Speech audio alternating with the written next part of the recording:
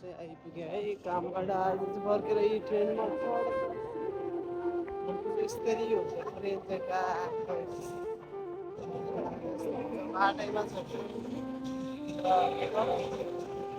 अहिले चाहिँ रातिको 12:30 भयो होइन 12:30 भयो ट्याक्क यो खोल्छ यस्तरी खोल्नु बाटो माथि गयो अनि हामी चाहिँ हिँड्ने ट्याक्क यस्तो रेलको लिक्लिकै हिँड्नुपर्छ त्यहाँ है रातिको 12:30 भइसक्यो यति बेला कामबाट आयो अनि बिहान उठेर पढ्नु भयो है यहाँ पुलिसमा अझै यहाँ बसिरहनु भएको छ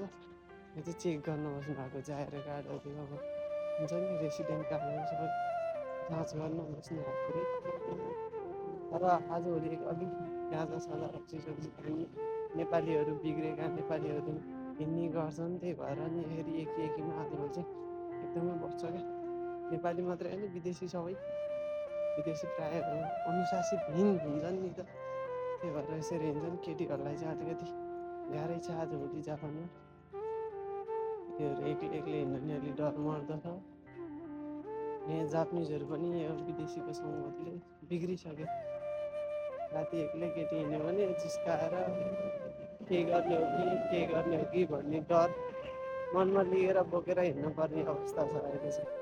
यो बिगार्ने चाहिँ फेरि सबै नेपालीले हुन् अथवा यो बङ्गालीले हुन् अथवा यो श्रीलङ्कन अथवा भियतनामीहरू यिनीहरूले चाहिँ बिगारेका हुन्छन् क्या सब जापानिजहरू बिगारिसक्यो त्यही लै लाएर जापानिजहरू पनि कस्तो अनुशासित हुन्थे आजभोलि सब बिगारे काम नलाग्ने बनाइसके सबभन्दा बढी त हाम्रो नेपाली दाजुभाइ दिदीबहिनीहरू जाँड खाने हल्ला गर्ने एकीमै सुत्दिने स्टेसनमै सुत्दिने अनि केटी एउटा केटी अगाडि फुत्त एक्लै हिँड्या देख्यो भने जिस्काउँदै हिँड्ने पुतु पछि लाग्छन् है अनि आफ्नो दिदीबहिनी छन् डराइ मर्दो त्यही भएर एक्लै हिँड्न नदिने किहानी है जापानको ठाउँ अर्का देशमा अब एक्लै हिँड्न पर्ने हुन्छ कहाँ जानुपर्ने हुन्छ सधैँ दिदीभाइसँगै हुन्छ दाजुबहिनीसँगै हुन्छ भन्ने सकिन्न एक्लै हिँड्दा नि हिँड्छन् आफू सध्य हुनु पर्यो तर आफू सध्य भएर पनि हुँदै पनि अब कहिलेकाहीँ होइन कस्तो अप्ठ्यारो पर्छ नि त अनि यहाँ चाहिँ जापानमा चाहिँ आजभोलि अब यो आजभोलि होइन पहिल्यैदेखिको रीति यस्तै चलन यस्तै अब कुनै काम लगाइदिन्छु यस्तो गरिदिन्छु भन्ने बोलाउने अहिले अब हेर्नु न अब कस्तो बिजोग छ है केटीहरूले पनि आफ्नो मर्यादामा रहनुपर्छ त्यो पनि हो केटाहरूलाई मात्रै दोष दिन पनि भएन होइन केटीहरूलाई मात्रै दोष दिन पनि भएन क्या कसलाई दोष दिउँ कसलाई दोष नदिउँ भन्दा पनि अब सबैजना नेपाली हो नेपाली भएर नेपालीको धारणाले सहयोग गर्छ भने गर यो एउटा कुनै स्वार्थको लागि होइन सहयोग गर्ने यस्तो उस्तो गर्ने केही काम नगर है सबैजनाले परदेशीमा अब आफ्नो देशको भनेपछि माया लाग्छ है आफू चाहिँ होइन सबैजनाले आफ्नो ख्याल गर्नु होला दिदीबहिनीहरू पनि दाजुभाइहरू पनि आफ्नो ख्याल आफैले गर्नुपर्छ परदेशमा कमाउन आयो अब हामी आउन त विद्यार्थी भिसामा आयो कमाउनै पर्ने हुन्छ नकमाइ हुँदैन बाआमालाई खुसी राख्नै पर्ने हुन्छ होइन अब सकेसम्म राख्ने हो है कतिको घरमा त अब बाध्यता हुन्छ है पठा भन्नुपर्ने त्यही बाध्यताले गर्दा कति आफ्नो लास बनाउन पनि कति तयार हुन्छन् कतिको चाहिँ अब ठिकै छ कसैको सबैको बुझ्ने बाआमा नि हुन्छन् आफ्नो बाआमा बुझ्ने भयो भने सबैको बुझ्ने हुन्छन् भन्दिनँ कसैको दिदीबहिनीले है माया गरेर दिदीबहिनीहरूले पठा हुन्छन् परदेश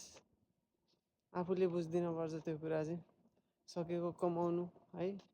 गर्नु काम कसैले पनि कसैको रिस राग नगरिकन कसैले काममा एक दुई शब्द बोल्यो पनि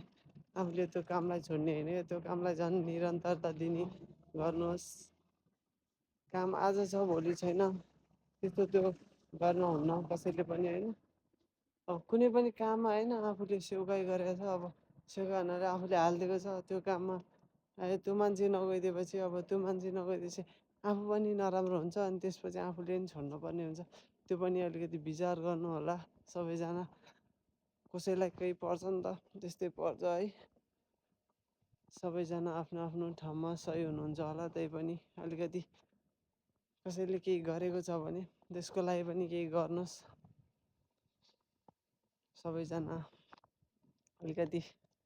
अब यो अर्काको देशमा अब उमेर पुगेरै आउनुहुन्छ, अब उमेर नपुगी पनि आउनुहुन्छ, कोही सानै उमेरमा पनि आउनुहुन्छ। सानै उमेरमा आउनेले अलिकति आफूभन्दा ठुलोले भनेको कुरालाई बुझ्ने, आफू जिद्दी घमण्डी नहुने,